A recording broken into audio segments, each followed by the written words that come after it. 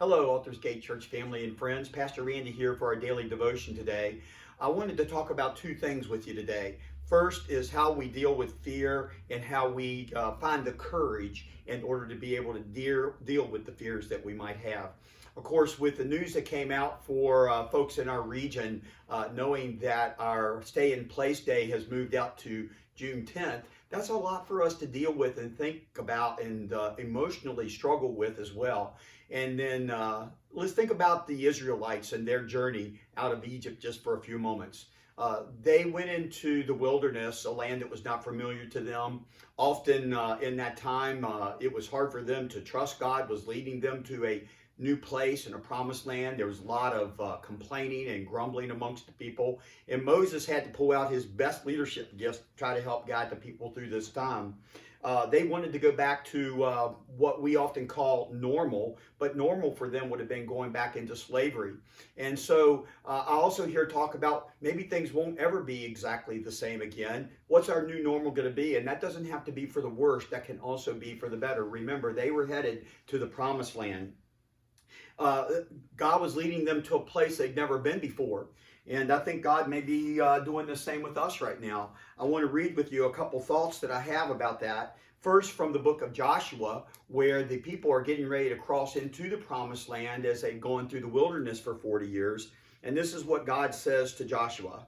Have I not commanded you, be strong and of good courage? Be not frightened, neither be dismayed, for the Lord your God is with you wherever you go.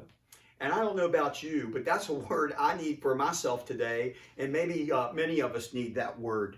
I'm also reminded of these words about courage because challenging days do call for courage to well up within God's people. And so this is an unknown quote, but it says, courage is a special kind of knowledge, the knowledge of how to fear what ought to be feared and how not to fear what ought not be feared.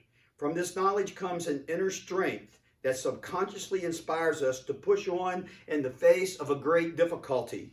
What can seem impossible is often possible with courage. So for myself and for you, I pray that God gives us that extra measure of courage during these days when it's so easy to feel dismayed and fearful and uncertain.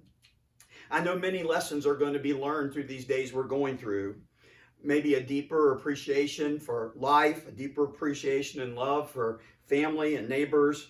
Maybe it's how we work things out when we are so together sometimes, deeper communication and how we can relate. I know just last night, Leanne and I took a few moments to look at a passage of scripture and sat down and talk about what Sabbath means to find rest for our souls. So I want to conclude our time with a little prayer by Kitty O'Mara. And this is how it goes. Maybe you've seen it someplace along the line. And the people stayed home and read books and listened and rested and exercised, made art, played games, learned new ways of being, and were still. And listened more deeply. Some meditated, some prayed, some danced, some met their shadows, and the people began to think differently. And the people healed.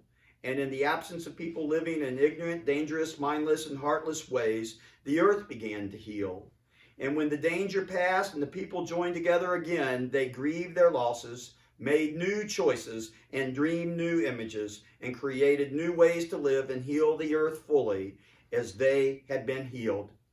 May God come and give all of us strength and courage to face these days unafraid, putting our trust in God, and let us be the branches together that help produce the fruit that lies ahead. Have a great day.